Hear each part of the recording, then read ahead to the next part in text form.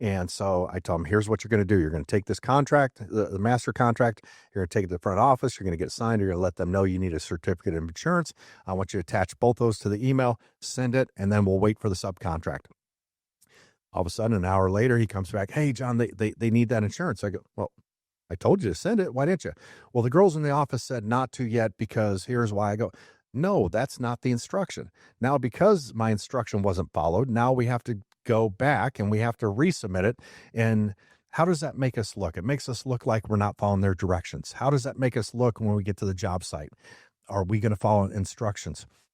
They're going to look at the very first steps of management of our company, how we're doing something, and that's going to set the tone, the basis for everything below that.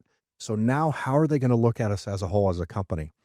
Can we even follow their instructions, their directions of what they're wanting for that contract, their procedure?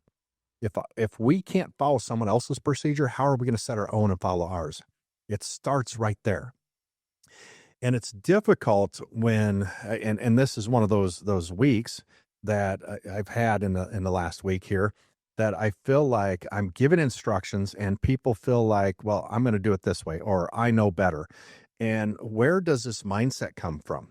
I've been doing this for years, and all of a sudden you think you're going to do it a different way. Where does that come from? I'm not going to come into your place of business and say, let's say you're a plumber. I'm not going to come in and tell you how to install a toilet. I don't know how to. I could figure it out. I'm not going to say it's not that hard because it's probably a lot more difficult than it looks. I could get it in. It might not be 100% the way it should be, the way a plumber would do it, but I'm going to get the job done. But what if there's a mistake? What if there's a leak? Who do I have to blame? Nobody but myself. So I'm going to hire a plumber. I'm going to hire a professional, but I'm not going to sit there behind him and tell him, this is how you do it. This is how you do your job. Or no, I don't want you to do it that way. I want you to do it this way. This is the way I read up on Google how to do it. And Dr. Google's never wrong. So I want you to do it this way. And then now there's a leak and it doesn't work out the way it should have.